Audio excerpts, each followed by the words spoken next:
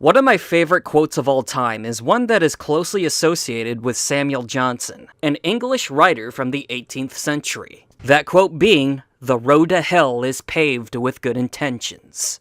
The quote itself is pretty easy to understand. The basic idea is that, no matter how good your intentions are, if they lead to negative consequences, those good intentions will ultimately be blurred with those negative outcomes. With that in mind, let's talk about children's media. If you've been engaged with online media discussion for quite some time, you've probably heard people go on about movies and TV shows that talk down to children. Media that assumes that because a child's mind isn't fully developed, that it's okay to condescend to them and just not put much effort into making quality work. It's the whole reason why people bring up stuff like Blippi and Cocomelon in a negative light. It's also why certain people in the 90s hated Barney so much. They thought he was way too over the top with his positivity and didn't really teach the kids anything in an entertaining way. Regardless of how you feel about this topic, what would happen if you were exposed to a piece of children's media that had the opposite problem? A piece of media that used over-the-top scare tactics for the simple purpose of telling kids to be nice to each other. A piece of media that probably had good intentions, maybe even a good idea for a story, and yet the creator still ended up making something that is just horrific.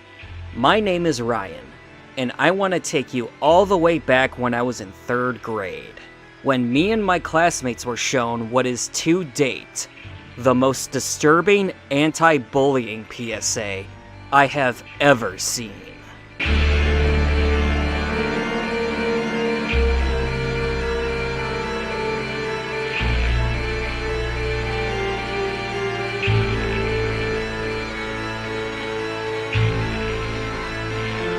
Broken Toy. Just the name of this thing brings back memories of horror, trauma, disgust, and complete and utter depression. An experience so awful, and yet I've come to find out that my school was not alone in experiencing this abomination. Much like Pennywise the Clown, this thing comes into your childhood to haunt you, and just when you think the nightmare is over, it reappears in your memory to haunt you all over again. This is a video I've been wanting to make for quite some time, but circumstances out of my control prevented me from doing so. Until now. But before we break this thing down, I'd like to tell you about my history with this thing because it's kind of an interesting story. So I first found out about this PSA through my brother, who was 2 grades ahead of me. I remember him describing literally everything that happened in the short film in grimy detail, and all I could think when hearing about all of this was, "Oh wow, that's scary. Hopefully my school won't show that to me." Then, 2 years later, my 3rd grade class is told that we're being shown a special video on bullying. As the video went on, some of the details of the plot began to sound familiar, and I started thinking, Well, wait a minute. This sounds like the scary video that my brother described. Then it got to, that part of the video. And not only was it just as bad as how my brother described it, but it was somehow even worse. And yes, I am gonna keep you in suspense as to what that gruesome imagery is, because I'm a sick son of a bitch. Now, this video obviously had a negative effect on little elementary school Ryan, but to my credit, I was able to keep my emotions buried deep inside throughout the rest of the school day. And then I went home, threw up, and told my mom about what happened that day.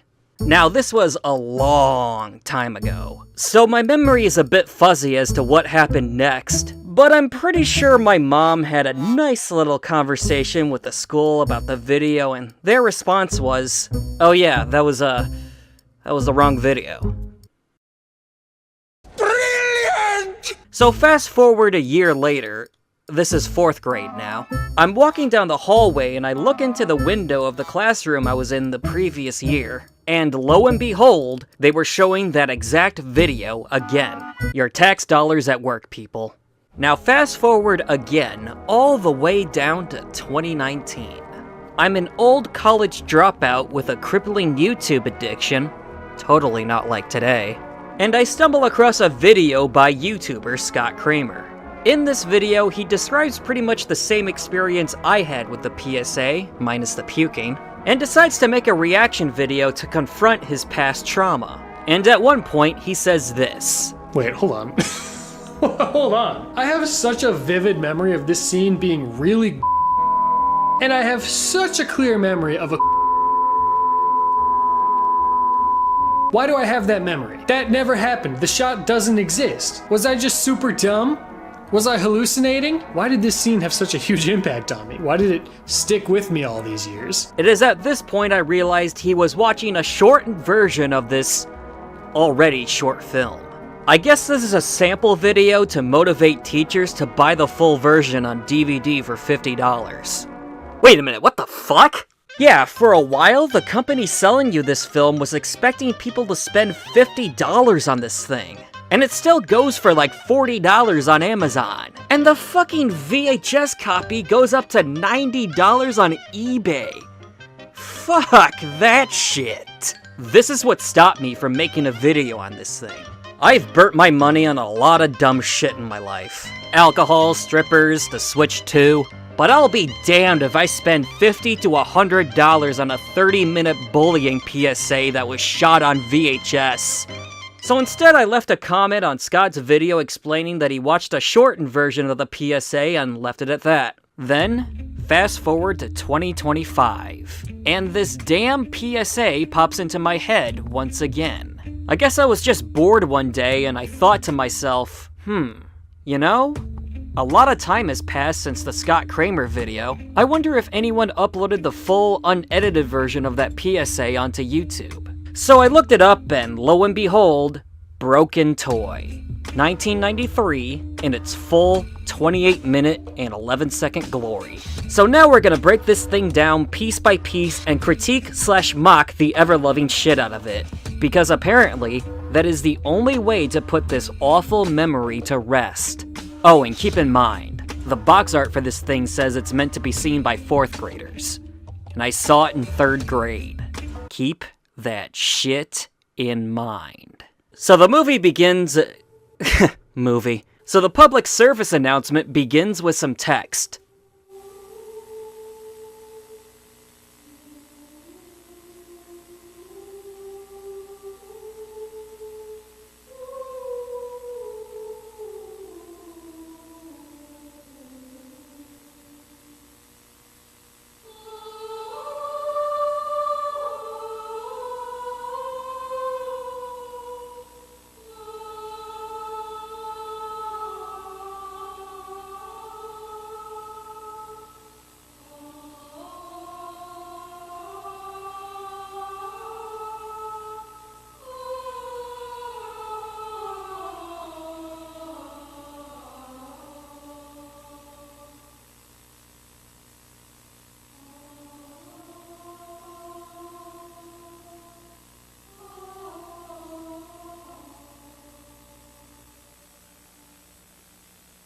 Okay, so right away this feels kind of freaky. The spooky music, the choice of background image with the woods at night, the still image of this kid.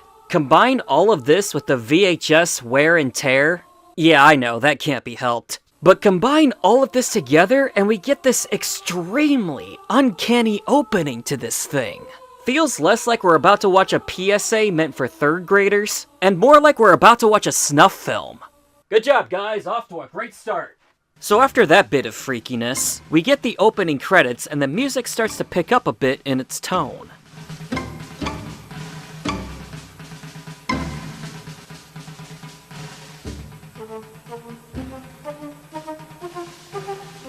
So fun fact about this thing, all of the music used here is actually copyrighted music from other movies and TV shows, such as Reanimator, the 1990 adaptation of Lord of the Flies, the East of Eden miniseries, and some movie called Dad? I've never heard of it. I'm not necessarily knocking the short for doing this, and according to the end credits they got the license to do so, Not sure how you were able to afford that. But I'm bringing this up to remind you that my video falls under fair use, as it is transformative work meant to serve as criticism towards the original PSA. So don't you dare try to silence me, whoever owns the copyright to this thing. Hi, I'm Saul Goodman. Did you know that you have rights? The Constitution says you do, and so do I. Anyways, after the opening credits, we get even more text. Raymond is a 12-year-old boy that lives alone with his grandmother. He is a very shy boy. A very quiet boy. The kind of boy Michael Myers and Troy Matthews love to pick on. Oh shit, Michael Myers is involved in this? Run for your goddamn life, kid. So one of the bullies throws a crumpled up piece of paper at Raymond, and once our protagonist is at his locker, he gets pushed.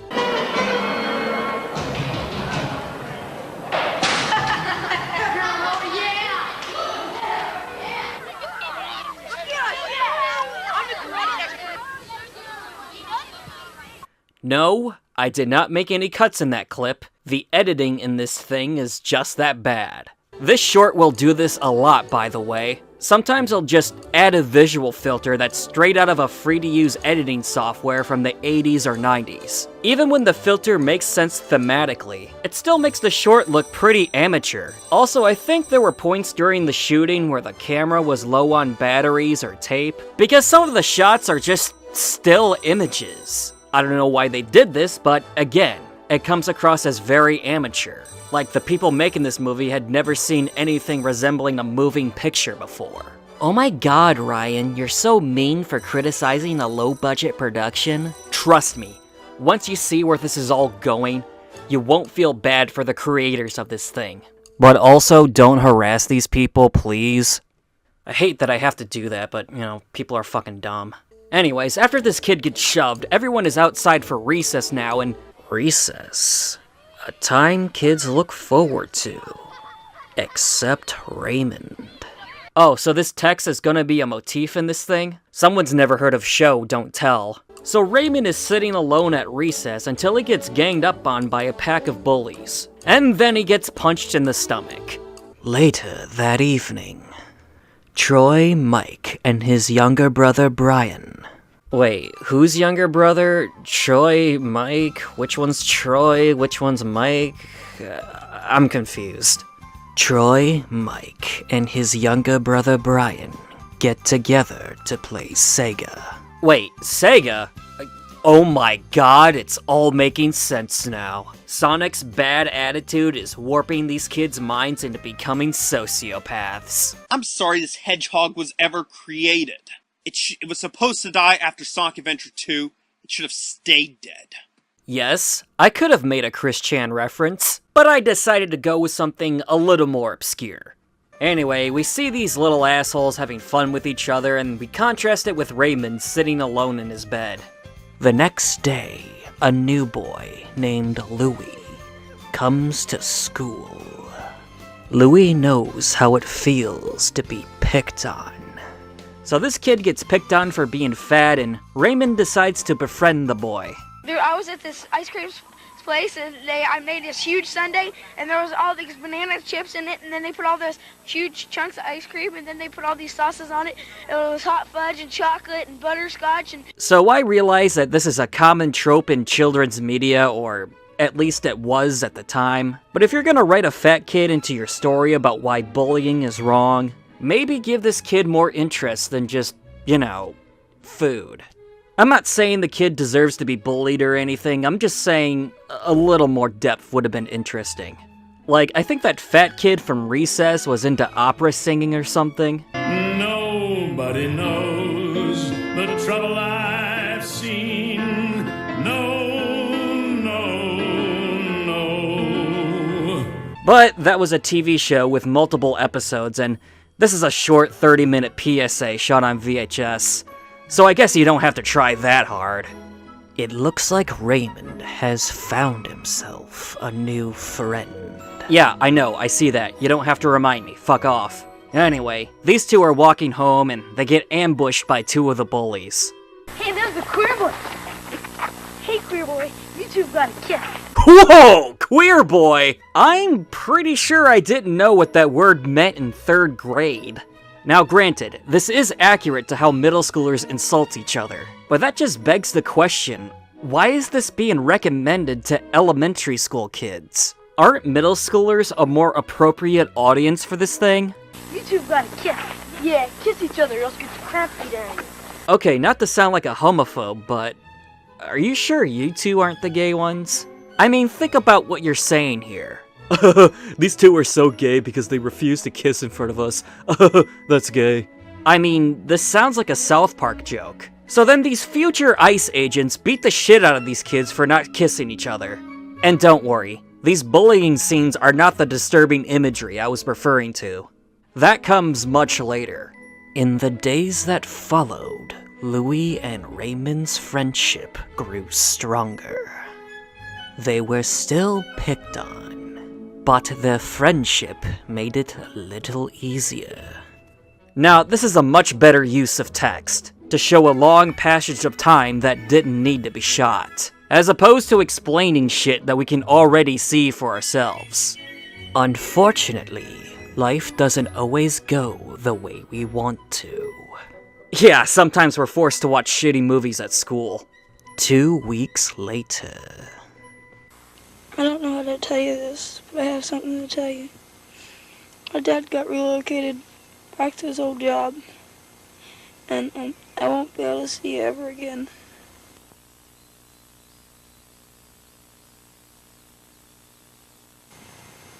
I really wanted us to be best friends. You are my friend. I gotta go. Oh yeah, this was before social media, so they really aren't gonna see each other again. Shit. So then we get a sad montage of all the good times they had together. Or at least the ones they were able to get on film, which isn't a lot, but you get the picture. The next day at school. Oh shit, are we getting to that part already? God damn it. So earlier I talked about how I was introduced to this thing by my brother talking about it. Well, it was at the point where Louis moved away that I realized that I was watching that exact same short that was exposed to him. And by the time the scary music came on is when I started to get that feeling in my gut, like I'm about to watch something really fucked up.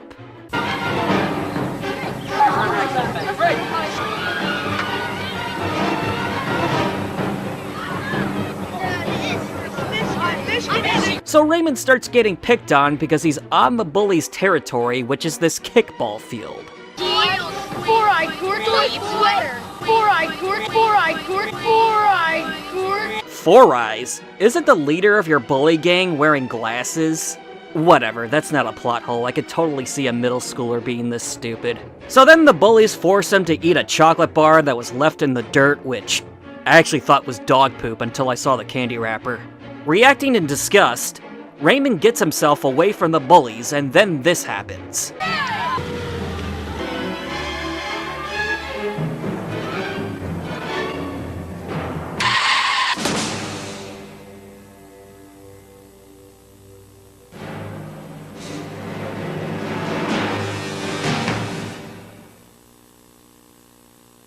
Now, I know what you're thinking. Wait, that's it? That's the disturbing imagery? I mean, I could see that scaring a kid, but it's obviously fake.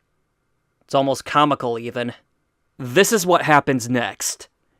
And I'm just gonna show the whole thing in its entirety with no edits whatsoever.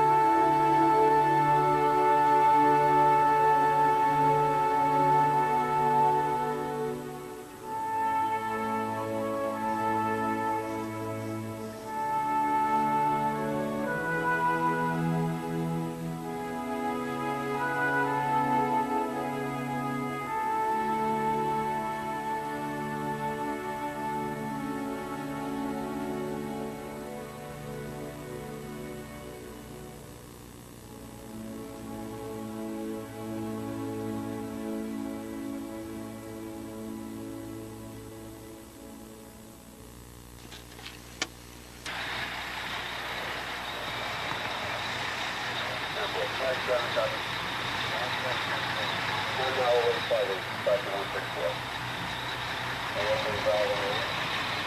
1-8, let's go.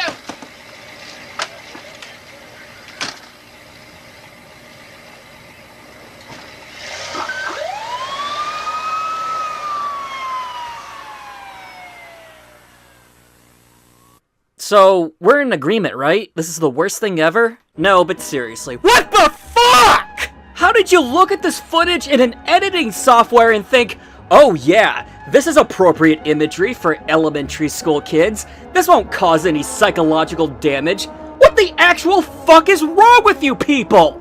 Alright, let's start with the imagery of the shoe. With the bloody trail coming out of the sock, what conclusion is a kid supposed to come to other than, Oh my god! That kid got his foot snapped off!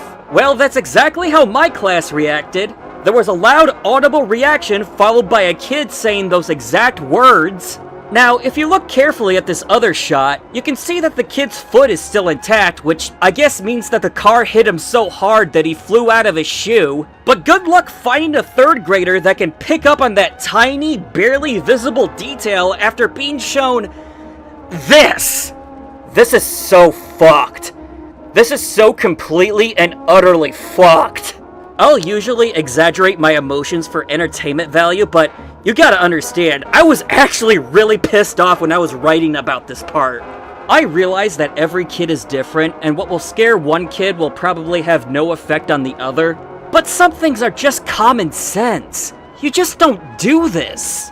Or at the very least, you don't target it towards third graders. And then you see the bloody trail leading up to the body of this small child under the car.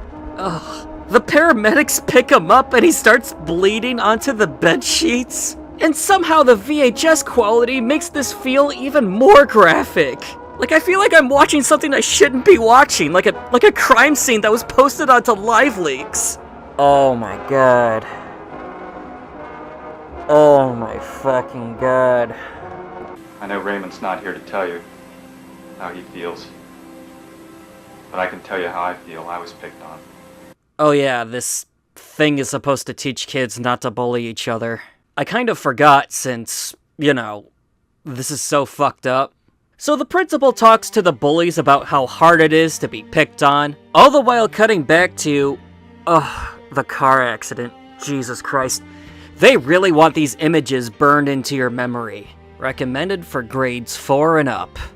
The principal then acknowledges that the bullies didn't intend for Raymond to be run over, and then right afterwards he goes into Raymond's backstory. You guys don't know much about Raymond, do you? Well, I'll tell you a little bit about him. He lost his whole family in a car accident 3 years ago. He lost his mom, he lost his dad, and his brother. Now imagine if that happened to you. Huh. So that's why the kid is such a recluse. He was just burying in all that pain inside because that's all he knows how to do. Man, if only this story was given to a better writer. But Raymond's a boy just like you. He has feelings. But you guys treated him like a plaything. Like a toy. Now he's a broken toy. Ugh. Just when I want to laugh at that cheesy title drop, they cut right back to the boy's unconscious body under the car. Fucking horrific. So now all of the kids in class are miserable as we pan to the empty seat of Raymond. But don't get too depressed because now we get to laugh at bad acting. I feel so bad because we knew what they were doing to him. We knew how bad they were hurting him, and we didn't do anything about it. It wasn't our fault. But we could have told. We could have helped prevent this from happening. I'm laughing at child actors. So then Troy or Michael or whoever the hell this kid is goes home and overhears a conversation between his parents. Mike listened on the stairs. Yeah, I just said that. His parents are upset about what happened to his younger brother. Brian was beat up at school today. Ryan, look out! No, Brian! Sorry about that. You were saying? He wouldn't give another kid his lunch money. This makes Michael think back to all of the times he beat up Raymond, and Dad says it's a shame that Brian's older brother can't help, since Mike likes to push kids around too. Okay, couldn't you just get an actor to say all of this? On camera or off camera? Maybe just do some ADR yourself? I don't know, I feel like this would pack more punch if we actually heard some dialogue from a voice, as opposed to just getting some text. This is a moving picture after all. So then Michael goes to his room and... Oh god! You're showing all of this again? Including the foot? Oh, I'm sorry. I mean bloody, empty shoe? You people are just sadistic.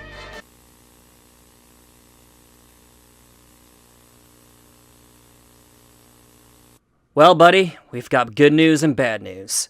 Bad news is, you accidentally put a kid in the hospital. But the good news is, it's 1993, and The Simpsons are still funny. Gotta take in the good with the bad, kid. The next morning, Mr. Romero interrupted class for a special announcement. Oh, is that the principal's name? Mr. Romero? Yeah, I don't care. He had just received a call from the hospital. And I guess the people making this film had to return the camera they were renting, because the rest of the short is told in pictures.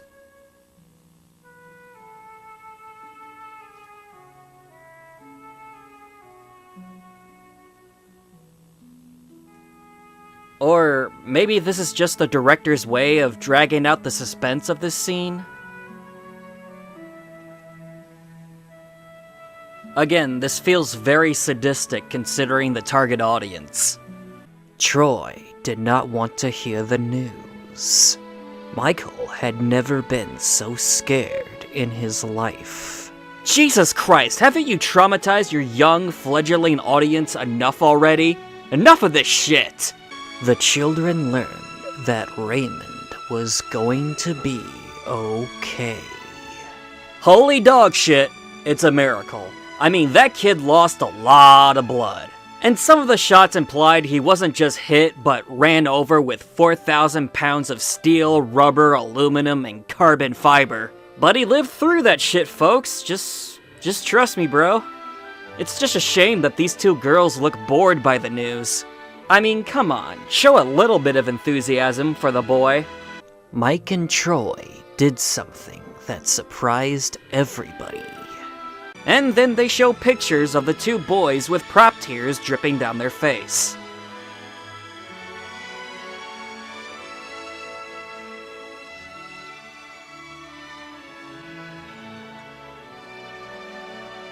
The kids in the classroom couldn't believe it.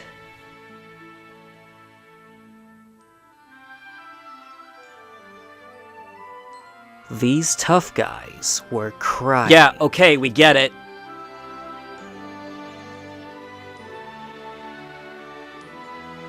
Whether you're a tough guy or not. Yeah, we get it.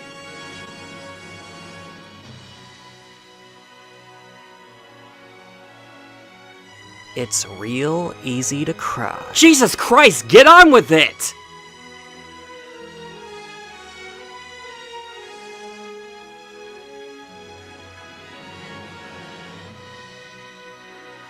When you're real sorry. God, shut up! 3 weeks later, Raymond came back to school. To new friends.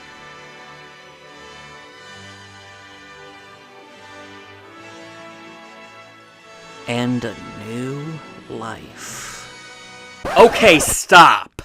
You mean to tell me that you're willing to traumatize your elementary school audience with this gruesome footage? Repeatedly show them this gruesome footage. Burn it into their fucking skulls so they never forget it for the rest of their lives. But you're not even gonna film this tacked on happy ending, not show us that Raymond is okay? You're just gonna tell us through text? Fuck right off with this shit. Fuck right off. Also, I hope by new friends you don't mean the bullies.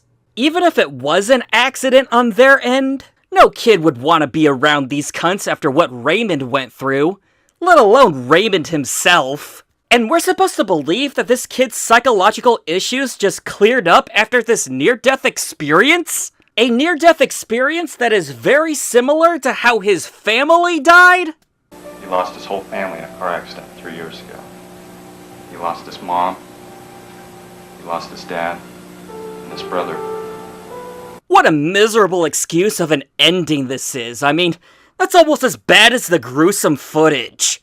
To a child that is picked on, having a good friend, being accepted for what you are, or just simply being left alone, would be like a dream.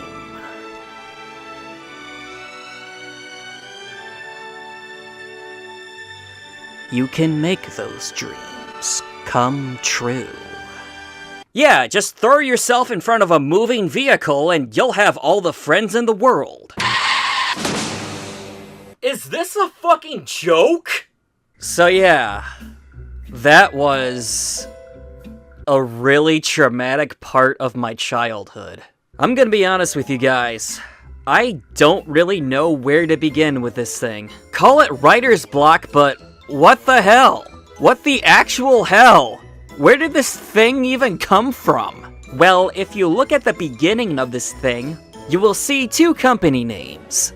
Summer Hills Productions and Stars, students taking a right stand. I googled Summer Hills Productions and found a company that is completely irrelevant to this short as far as I know. And when I googled Stars, I found their website, but they don't mention anything about being involved in the making of Broken Toy. Can't imagine why. So let's look at the people who uploaded the sample video of this short. Ah, here we go. The National Center for Youth Issues. If you go to their website, you'll mostly find books, info about conferences, counseling services, but they're not exactly advertising this short on their front page. Again, I can't imagine why. They do have a page for it, but the best way to find it is through a Google search rather than a convenient link to their page. Weird. It's almost as if they don't want people to see this thing despite it being uploaded onto a channel with their name on it. Or maybe the people running the website are just incompetent, who knows. The only other substantial information I was able to find about this thing is that it was written and directed by a man named Thomas Brown. There is very little info I could find about this guy, other than the fact that he has made several other anti-bullying PSAs that are now associated with NCYI. This one is called Joey, from the creator of Broken Toy. Bro thinks he's Martin Scorsese. Calm down, buddy, you make anti-bullying PSAs. Anyway, this is another anti-bullying PSA where the victim ends up in a car accident. I'm sensing a motif here. Thankfully, this happens off-screen and the bullies have nothing to do with it. But the twist here is that there's a third party involved in this tragedy. Joey's family was involved in a car accident. His little sister was killed instantly.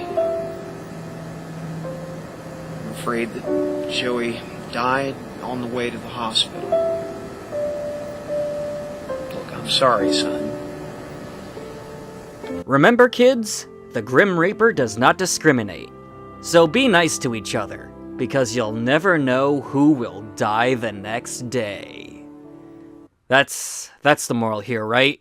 Another PSA worth noting is called Scars. So blah blah blah, another anti-bullying message. Except the twist here is that, for some reason, the bully decides it would be a good idea to mix fire with this spray and ends up blowing himself up. Mom, what's going on up there?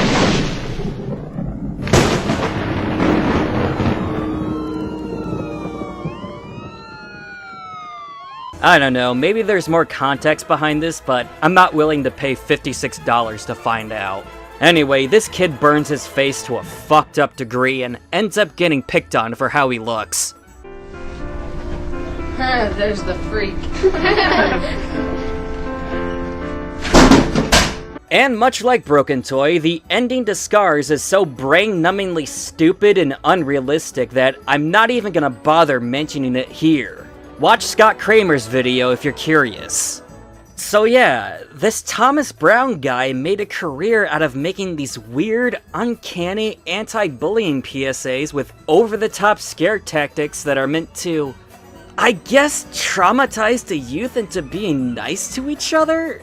At least that's the impression I get. Although I think he was losing his edge when he made Epilogue, because this one ends with some kid confusing a harmonica for a gun. He's got a gun! That's not traumatizing, that's just funny! So this is a pretty unconventional way to end the bullying crisis by traumatizing the fuck out of kids. Did it work? No. At least not in my hometown. There were still bullies everywhere, and in the rare instances where this thing got brought up, they didn't talk about the message, or the characters, or the story. They just talked about the bloody foot. Good job.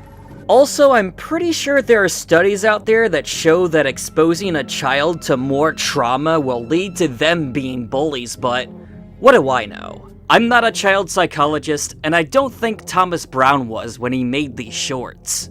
However, considering his target audience, I think a lot of people would disagree with his method of madness. Exposing elementary school kids to this much visual pain, just to tell them to be nice to each other, almost feels like a form of bullying in of itself.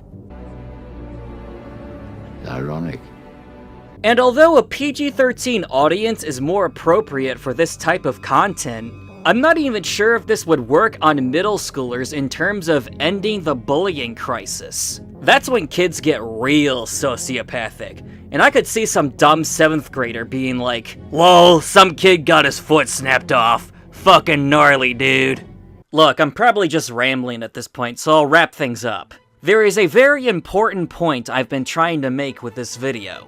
That point being, I hated this PSA! Hated this PSA! Hated it! Hated every incompetently made moment of it! Hated the very idea of some kid putting themselves in harm's way to stop themselves from being bullied in response to this tacked-on happy ending! Hated the fact that this was shown to me in 3rd grade! Hated the fact that YouTube put the upload of this thing onto YouTube Kids, which already has a lot of weird, ghoulish, traumatizing shit on it. Hated the fact that there are several other stories of people being traumatized by the works of Thomas Brown. Hated the fact that these bullies had to be guilted into being friends with this kid. Hated the fact that this hack of a filmmaker had to stupid scare tactics time and time again to compensate for a lack of talent! Hated the absolute warped sense of reality these shorts present! Hated how stupidly overpriced these DVDs are! Hated the fact that there are people out there who unironically think this will stop kids from bullying each other! Hated it! Hated it! Hated it! Hated it!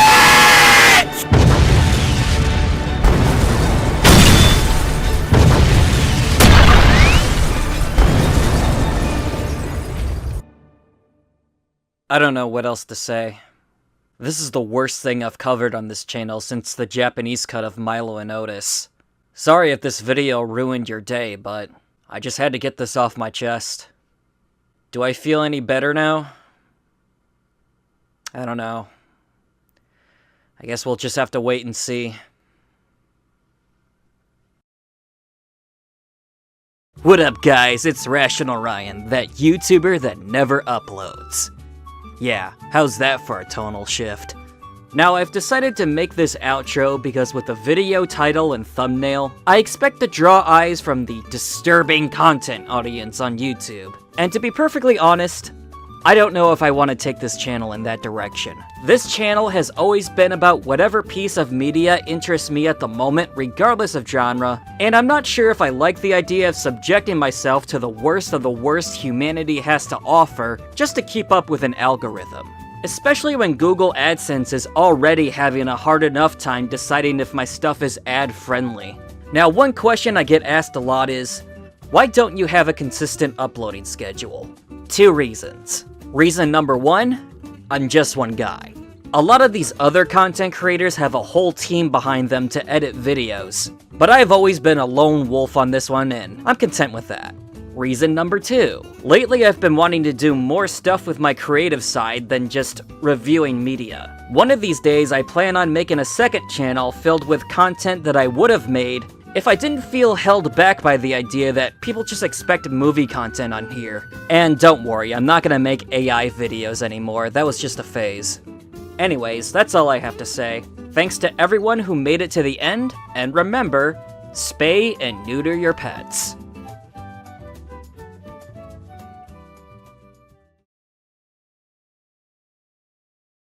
Foot is down. The foot is down. Woo!